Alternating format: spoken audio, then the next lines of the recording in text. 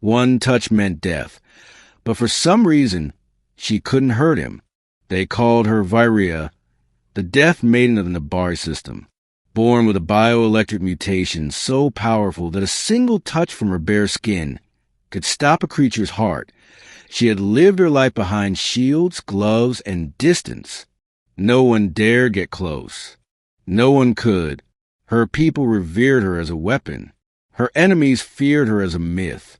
And she lived in a silence colder than space. Until him.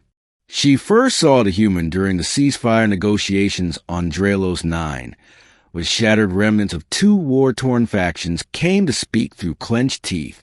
Vyreia stood at the edge of the council chamber, masked, robed, still, and he walked in like he owned the stars. Commander Jace Ward, human war hero, known for reckless bravery and a voice like thunder laced with calm. Their eyes met. She felt nothing, which was unusual. Usually, there was a faint hum in her bones when someone got too close. A warning. He smiled at her. She looked away, but something lingered.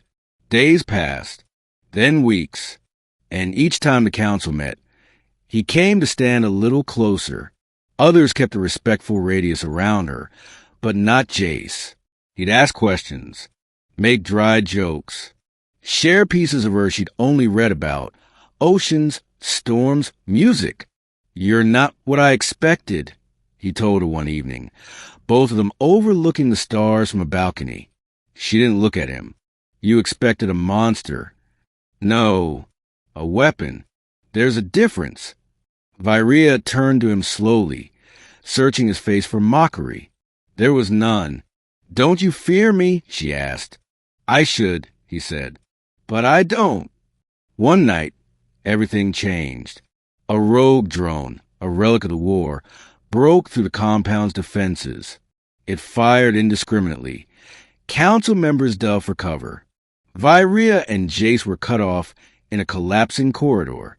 Steel groaned. Sparks rained down. She heard the whine of the drone's targeting system. "Move!" she shouted, pushing Jace aside. Too late. The drone fired. She didn't think, only reacted. Glove tore in the fall. Her bare hand slammed against the drone's frame. The energy surged through her, bright and terrible. The drone exploded midair. The blast threw her back, straight into Jace's arms. Bare skin met bare skin. Time froze.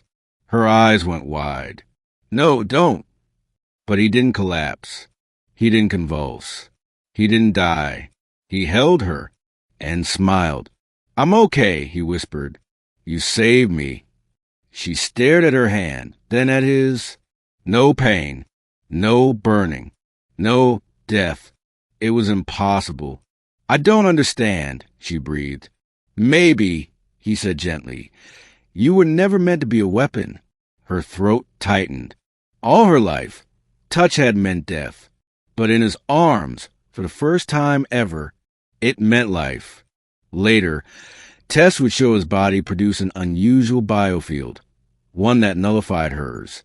It made no scientific sense, but she didn't care. The universe had written her as a curse. He rewrote her as something else. And when she touched him again, this time not in fear, but in wonder, she felt warmth, not destruction, not death, just him,